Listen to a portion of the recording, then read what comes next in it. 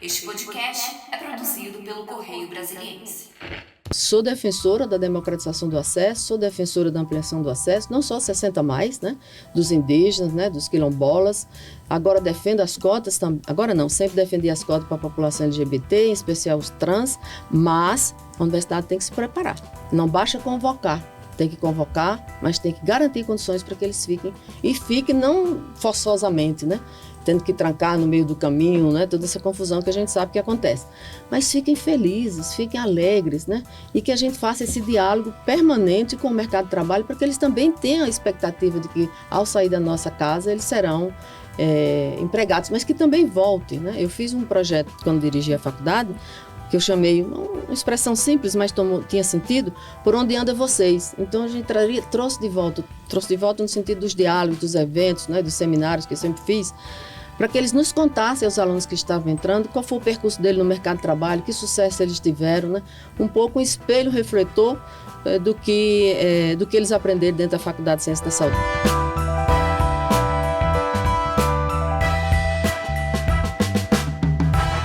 Olá, sejam bem-vindos a mais um podcast do Correio. E essa semana a gente começa uma série especial de entrevistas com as candidatas à reitoria da Universidade de Brasília. Na semana que vem, temos essa eleição importante, essa escolha, né, da universidade para quem vai comandar a UNB nos próximos anos.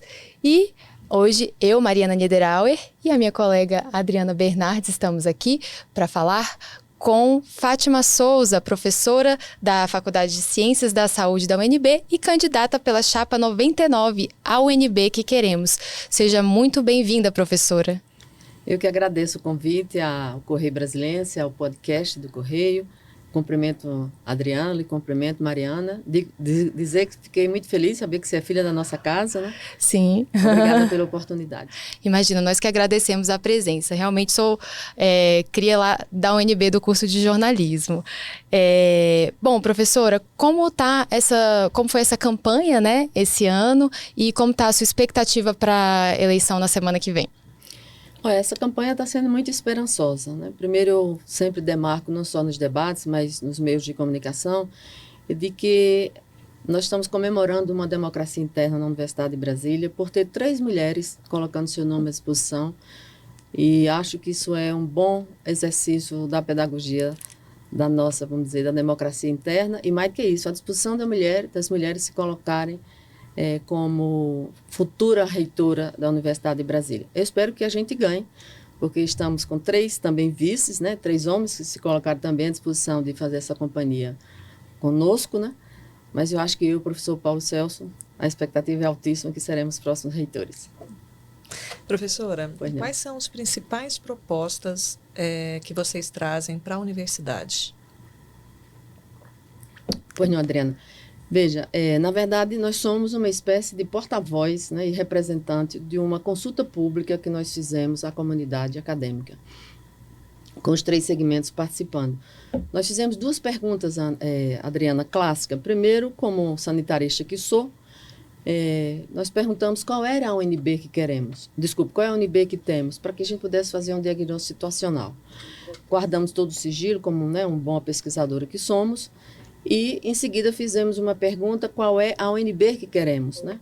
Para que a gente pudesse, a partir do diagnóstico, né, apresentarmos uma série de sugestões. No entorno do nosso grupo, né, precisamente 280 pessoas, né, constituímos 28 GTs, grupos de trabalho, e a síntese da nossa carta compromisso, que assim eu tenho denominado, nós estruturamos em 10 grandes eixos, né?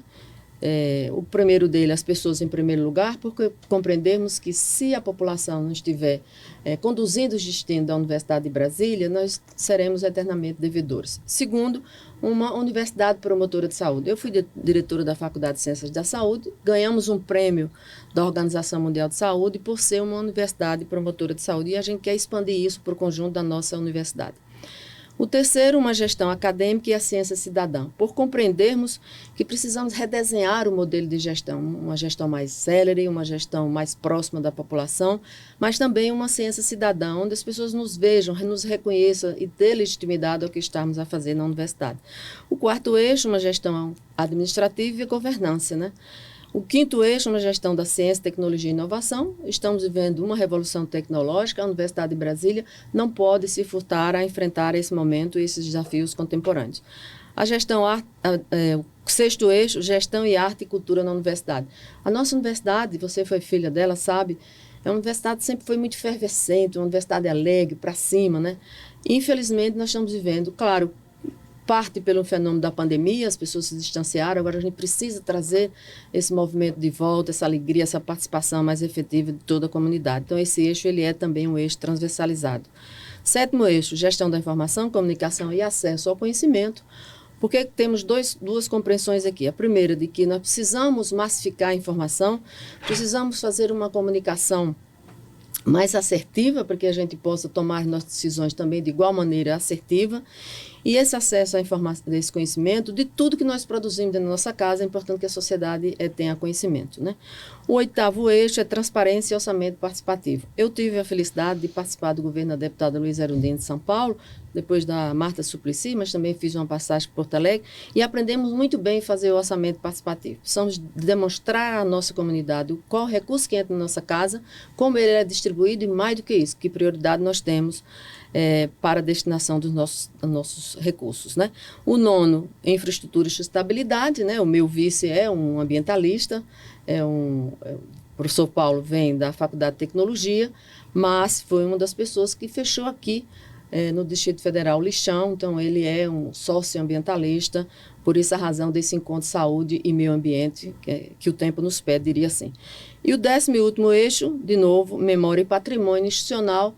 Esse é um eixo também que se encontra de forma transversalizada.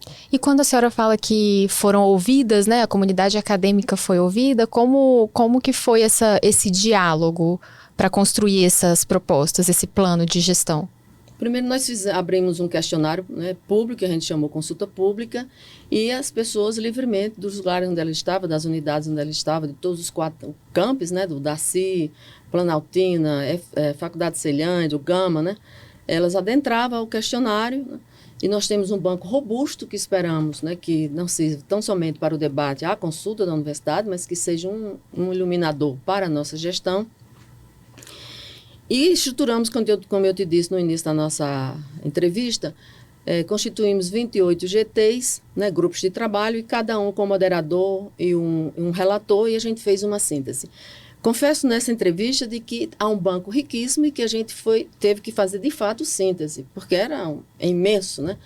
Em especial, não só o diagnóstico, né, na parte de qual é a UNB que nós temos, mas nessa transposição, qual é a UNB que queremos, nós temos aí, Mariana, um banco, repito, muito robusto que vai orientar a nossa gestão.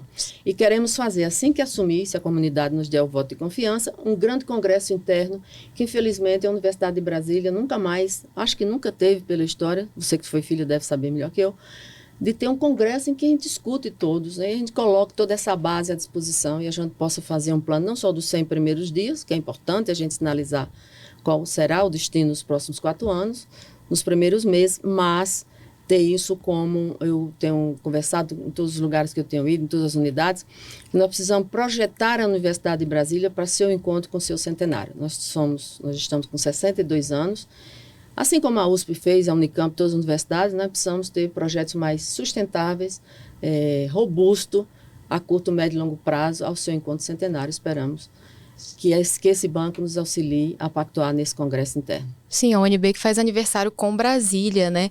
E a gente sabe, professora, que hoje temos eleições, né? Uma escolha paritária na universidade, né? Entre técnicos, estudantes e professores, claro, proporcionalmente ao número de votos.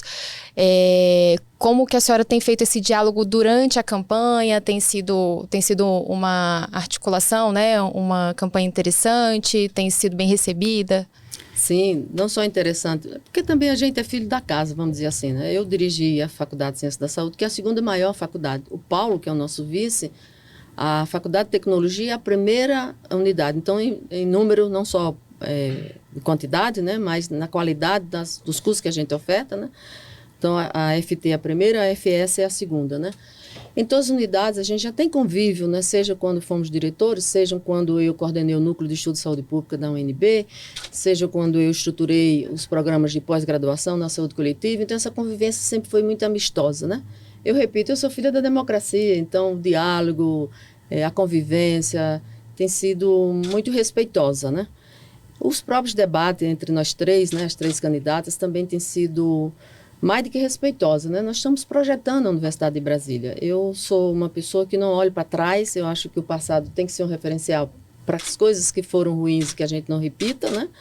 Mas as coisas boas a gente precisa não só ampliar, mas sustentar e fazer com que a universidade tenha orgulho do que foi feito, né? Então, eu olho para o futuro. O DCE tem feito um debate também muito respeitoso conosco, todos os diretores das unidades têm nos recebido, né? Todos os nossos coordenadores de programas de graduação e pós-graduação de igual maneira. E aí não é um autoelogio. A professora Fátima é muito... O povo respeita a gente, porque a gente também respeita o outro, né? Agora, falando sobre pós-graduação, graduação, o Censo de Educação Superior de 2022 revelou que houve 4,7 milhões de novos discentes e apenas 1,3 milhão de formandos. Como é que a gente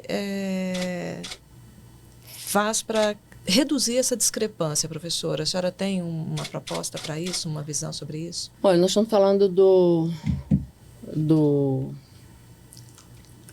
da evasão, né? Da evasão. Veja, Adriana, esse problema da evasão não é só da Universidade de Brasília, é importante que a gente demarque. Isso é um problema crônico, né? O que nós pensamos? Primeiro, temos que demarcar de que nós defendemos o acesso, né, a democratização do acesso.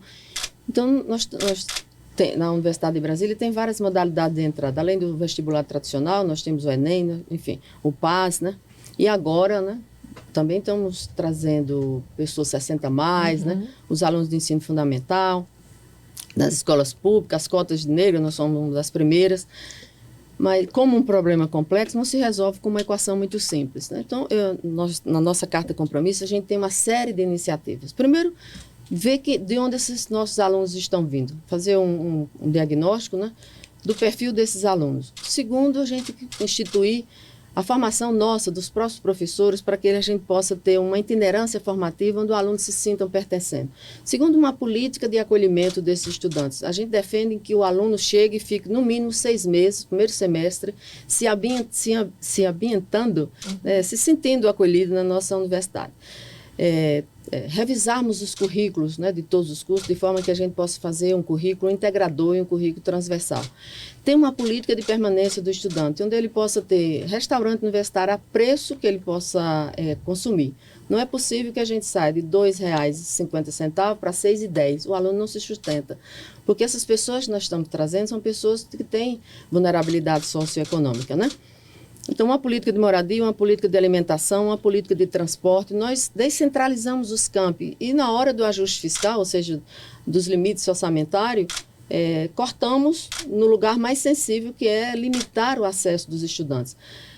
Também já estamos negociando, eu e o professor Paulo, se eleito for, mesmo que não for, faremos advocacy para isso, para que a gente tenha um terminal rodoviário na UNB e facilite não só diminua, né, o tempo de idas e vindas, mas também facilite seu convívio, seu trânsito interno. Né? Isso em todas as unidades? Isso em todas as unidades, em todos os campos. Mas o que mais nos atrai a tentar trazer esses alunos foi o que eu fiz na Faculdade de Ciências da Saúde.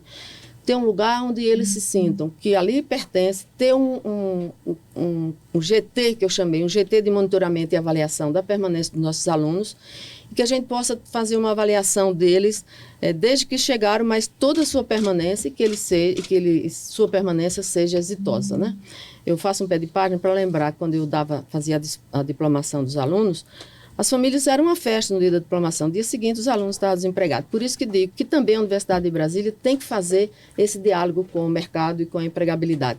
Eu tenho um projeto que eu coordeno que se chama Escola Cidadã, onde nós vamos às escolas do ensino médio, né, conversar com os alunos e já um pouco identificar o perfil desses alunos, que eu chamei, quando dirigi a Faculdade de Ciências da Saúde, FS de Portas Abertas, para que o aluno já venha um pouco orientado do que curso ele quer e como que ele vai se ambientar dentro da universidade.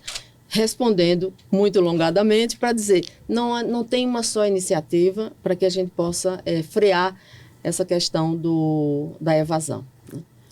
Sim, e professora, nós estamos aí num processo de rediscutir, né, o Plano Nacional de Educação, porque chegamos ao fim de 10 anos de PNE. E aí agora precisamos fazer todo esse balanço, né, do que foi atingido ou não atingido e pensar nos próximos 10 anos. Na educação superior, como a senhora observa, né, o que é importante a gente ter na agenda como país e como a UNB pode contribuir nesse processo? Olha, de novo, são várias iniciativas. Primeiro, a gente tem que fazer uma disputa do orçamento dos recursos da União, né? Então, não dá para a gente, a cada final de exercício anual, chega em outubro, novembro, a gente não tem recurso para pagar água e luz. Então, precisa de dinheiro, né? Precisamos de um financiamento estável. Segundo, precisamos garantir política de permanência dos nossos professores, que também os talentos, por vezes, estão indo embora por falta, né, desse incentivo a nossas carreiras. De igual maneira, os técnicos. Só para dar um exemplo para vocês, entra na nossa faculdade, na nossa universidade, mais ou menos 100 técnicos administrativos, em média, eles vão embora aí por 70%, porque a gente não tem uma política de permanência. De novo, a exemplo dos próprios estudantes, é preciso ter uma política de permanência para que eles tenham condições de morar, condição de se alimentar, condição de ser formados, né? Os técnicos entram por vezes só com a sua graduação. É preciso investir no mestrado, precisa investir no doutorado, né? É preciso que eles se sintam que a carreira deles tem futuro. Então, e cumprir as metas, né? Não basta entrar, o acesso é importante, nós defendemos, mas é importante que permaneça com bom êxito, né?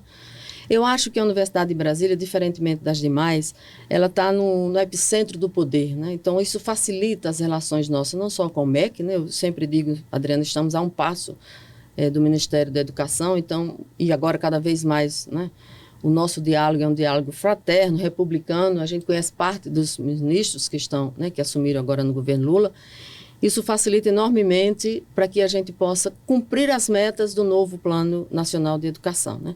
E a Universidade de Brasília tem expertise, tem inteligência, não preciso dizer isso para vocês, né?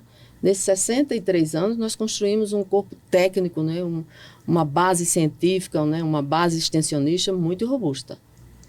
Agora, falando em acesso à universidade, como a senhora mesmo mencionou um pouquinho antes dessa pergunta, a UNB fez essa ampliação de acesso, incluindo mais recentemente os 60+, né? Como é que a senhora acha que a universidade tem possibilidade de ampliar ainda mais esse acesso ao ensino superior? Isso é uma meta ainda? Isso é uma meta porque nós também temos vagas muito ociosas, em função da própria evasão, né? Então, eu acho que uma vez assumindo a gestão dos próximos 4 anos, nós precisamos fazer um mapeamento curso a curso, unidade a unidade, campo a campo, quais são os problemas que são reiterados, né? Portanto, crônico, do porquê dessa evasão. E, ao mesmo tempo, seguir ampliando o acesso. Porque se a gente não tem os meninos que entram, os meninos não ficam, e se a gente vai ampliar o acesso de igual maneira eles não ficam, alguma coisa está errada aí, né? E isso gera um problema. Isso gera um problema, porque vai ter vagas ociosas, né? O próprio MEC pode, nem a sociedade em geral, pode nos ver como improdutivos, né? Espero que isso não aconteça. Nós estamos entre a 10ª, às vezes varia, depender do ranking, os rankings, 10, 12, 15, os melhores do Brasil e do mundo e da América Latina, então não faz sentido a gente conviver com esse tipo de evasão. Digo isto para não ter confusão. Sou defensora da democratização do acesso, sou defensora da ampliação do acesso, não só 60+, né, dos indígenas, né, dos quilombolas. Agora defendo as cotas, agora não, sempre defendi as cotas para a população LGBT, em especial os trans, mas a universidade tem que se preparar. Não basta convocar, tem que convocar, mas tem que garantir condições para que eles fiquem. E fiquem não forçosamente, né? Tendo que trancar no meio do caminho, né? Toda essa confusão que a gente sabe que acontece. Mas fiquem felizes, fiquem alegres, né? E que a gente faça esse diálogo permanente com o mercado de trabalho, para que eles também tenham a expectativa de que, ao sair da nossa casa, eles serão empregados, mas que também voltem, né? Eu fiz um projeto, quando dirigi a faculdade, que eu chamei, uma expressão simples, mas tinha sentido, por onde anda vocês. Então, a gente trouxe de volta no sentido dos diálogos, dos eventos, né, dos seminários que eu sempre fiz, para que eles nos contassem, aos alunos que estavam entrando, qual foi o percurso dele no mercado de trabalho, que sucesso eles tiveram, né? Um pouco um espelho refletor do que eles aprenderam dentro da Faculdade de Ciências da Saúde. É possível fazer isso no conjunto da Universidade de Brasília. Sim, era exatamente isso que eu ia pontuar, porque a senhora falou um pouco das políticas de permanência, como alimentação, moradia, mas quando a gente tem uma diversidade tão grande, a universidade acaba se tornando, e é para se tornar, um espelho da sociedade. Não vai ficar imune, né, a todos os problemas que ocorrem socialmente, como preconceito, né, e acho que isso tem uma carga grande para toda essa população que não tinha, agora vai ter acesso à universidade, né, com todas as políticas que estão sendo criadas. Se eu não me engano, nessa gestão agora, foi criada a secretaria justamente voltada para essas questões de diversidade, né? Como, de uma maneira prática na sua gestão, a senhora pretende dar esse apoio, né, para essa comunidade nova que está tendo acesso à universidade? A senhora já falou um pouco dos diálogos, dos congressos, né, das reuniões. É mais ou menos nesse sentido? Mais do que isso. Você está falando da Secretaria de Direitos Humanos. Nós somos defensores de direitos humanos. Essa secretaria é fruto das nossas lutas. Nós defendemos a criação dela, mas defendemos que ela seja não só simbólica. Porque nós temos lá quilombolas, indígenas, mulheres 60, homens, na maioria mulheres 60 mais, né? Mas a população em geral, negros, e dentro de uma secretaria que o recurso é ínfimo. Hoje o recurso não chega a R$20 mil. Quer dizer, isso não expressa a pluralidade que a gente tem desse conjunto, né, dessas pessoas que chegam na nossa casa. Então nós precisamos investir financeiramente e investir não com emendas parlamentares, que é um orçamento flutuante. Tem que investir no orçamento perene, um orçamento sustentável, com previsibilidade, porque senão vai ser uma secretaria simbólica, ainda que é importante, simbolismo também é importante, mas ela tem que ter efetividade. Então, nós vamos assegurar recurso não só da matriz, ou seja, da LOAS, né, da matriz Andifes, mas recurso de fonte própria. Não sei se você sabe, eu acho que você sabe, né, Mariana, que você é filha de lá. O Darcy Ribeiro Ionísio deixou a Universidade de Brasília como o maior patrimônio, diferentemente de outras universidades públicas brasileiras. Nós temos não só a Colina, um dos colegas professores e técnicos administrativos mora, mas nós temos a 205, 206, nós temos terreno, nós temos a fazenda Água Limpa, que eu quero, inclusive, demarcar aqui, que é uma fazenda ociosa. E o Darcy deixou como um dos maiores patrimônios nossos, que pode ser reinvestido recurso para ensino, pesquisa, bolsa de permanência dos alunos e para acolher essa diversidade que nós defendemos cada vez mais existe na nossa casa. Então, nós vamos usar a inteligência e o patrimônio que a gente tem para ser reinvestido naquilo que para aquilo que nós nascemos desde a origem, que é ter uma universidade sustentável, robusta, alegre, feliz, e cada vez mais a sociedade reconhecendo o nosso papel e a nossa formação. Portanto, as desigualdades sociais não podem ser refletidas dentro da nossa própria casa. Uhum. Agora, a senhora mencionou aí sobre as emendas parlamentares, que também são muito importantes, né, para o financiamento da universidade. Como é que vocês pretendem travar esse diálogo com os parlamentares do DF para que eles se sensibilizem da importância de destinarem emendas para a Universidade de Brasília? Olha, eu já tenho prática, aí não é autoelogio, eu tenho mais do que convívio com os parlamentares, né, eu tenho experiência de como nós captarmos recursos das emendas parlamentares, não só individual, mas tem uma precedência. A Universidade de Brasília precisa saber quais são os projetos que elas têm, quais são as pesquisas que elas têm, como matriciar essas pesquisas, como fazer a integração de todos os nossos centros. E eu me recordo do CEAM, que foi um centro criado à época, quando o Cristóvão foi reitor, que era um centro multidisciplinar, multiprofissional, né, com saberes, né. Infelizmente, não se tem um projeto robusto, né. Então, nós vamos, sim, estruturar um conjunto de projetos e, a partir daí, buscarmos recursos com os nossos parlamentares, seja emenda individual, seja emenda de bancada.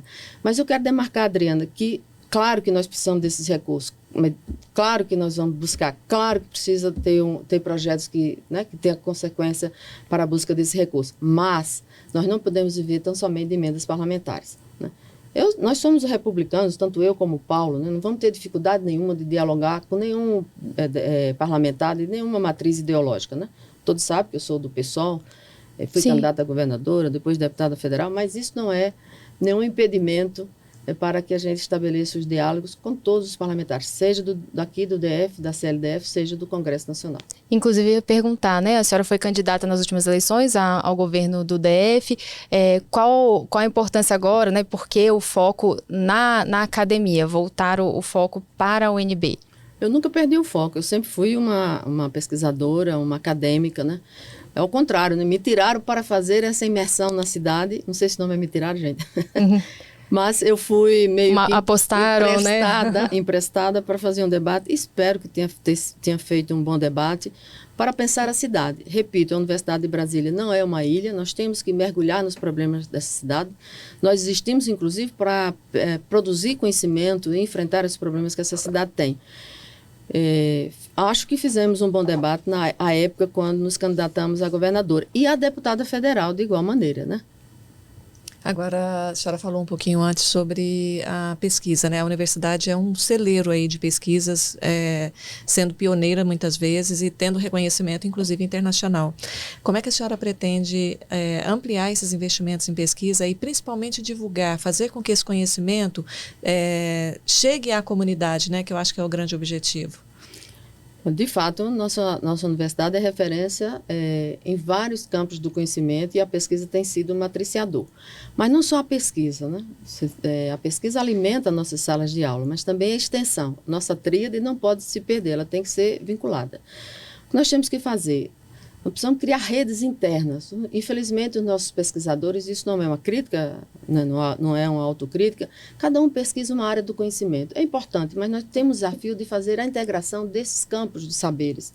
Nós temos o desafio de definir quais são os recursos, não só de fonte própria, mas, né, da matriz e de recursos das emendas parlamentares também. É importante que elas existam. Mas mais que isso, a gente precisa, ao receber os nossos jovens estudantes, eles terem um encontro, os jovens pesquisadores, eles têm um encontro com os colegas professores que já estão na casa há mais tempo. Então, esse encontro geracional, esse encontro dos saberes, essa intersecção com as nossas pesquisas. Estão mandando a gente embora. Esse encontro com a nossa pesquisa.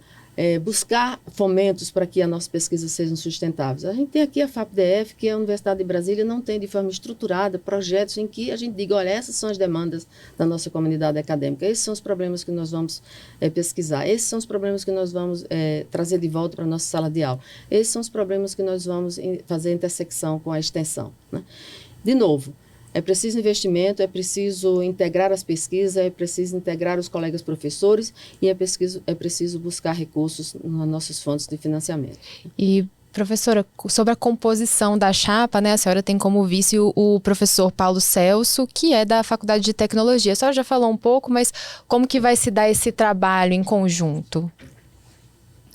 Primeiro que quando a gente procurou o Paulo, na verdade a gente tinha vários colegas que estavam dispostos a fazer essa caminhada na condição de vice ou de vice, né? E eu brinco com o Paulo, né? Ele está aqui com a gente, que foi amor à primeira vista. A gente trabalha com o Paulo há alguns anos, né? Paulo foi quem fechou o lixão aqui na Estrutural, né? Participou do governo Agnello, depois do governo Hollenberg. Então, ele tem esse encontro nosso, tem dois motivos. Primeiro, pela tecnologia. O Brasil vive uma revolução tecnológica que não tem retorno, né? Nós estamos aí. Então, Paulo aporta esse conhecimento. Paulo aporta o conhecimento do meio ambiente, né? Da crise climática. Nós estamos aí enfrentando esse problema no Brasil. Paulo também aporta, mas ele é um grande gestor. Eu digo que ele é um humanista e a gente se encontra muito nesse lugar, né?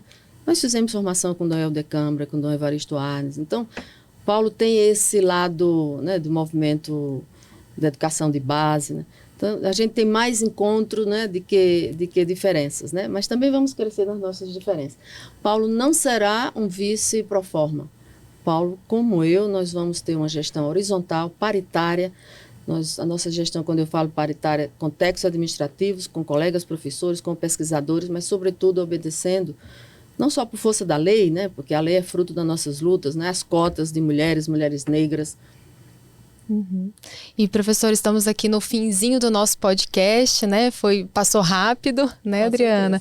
E temos um último minuto e meu pedido é para a senhora deixar uma mensagem, né? Porque a senhora merece ser a próxima reitora da Universidade de Brasília.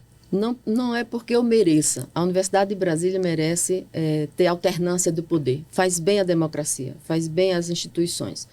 8 anos de governo, aí não é crítica em especial a ninguém, mas é necessário que a gente se renove. Nesse sentido, nós colocamos à disposição da universidade, eu e Paulo, toda a nossa experiência de gestor, toda a nossa experiência de pesquisador, de extensionista, né, de professor, mais do que professor, de educadores, né? E essa interface entre a sociedade e a nossa academia, né? Nós estamos prontos, nós não estamos sozinhos, não se trata de mim, de Paulo, se trata de um projeto que foi construído coletivamente, né? Não de hoje, ele está sendo revisto, reeditado, mas tem um desafio que nos anima a fazer e colocar o nosso nome à disposição para os próximos 4 anos, que é revisitar o projeto de Darcy e o projeto de Anísio. Chegou o tempo de fazer isso, precisamos caminhar para o centenário, como eu disse no início da nossa entrevista, e o tempo chegou.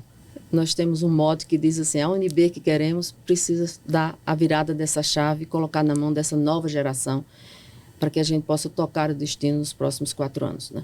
Nós estamos muito animados, a comunidade tem recebido com muito carinho, elas se sentem parte, né, dessa construção, e em ganhando esperamos que ela não perca essa esperança de que estará à mesa de forma permanente, dialógica, integradora, tocando os destinos da Universidade de Brasília para os próximos 4 anos. E o podcast do Correio fica por aqui. Hoje a gente recebeu a professora Fátima Souza, que é candidata a reitora da UNB pela Chapa 99, a UNB que queremos. Amanhã tem mais podcast do Correio com mais uma candidata à reitoria da UNB. Tchau, tchau.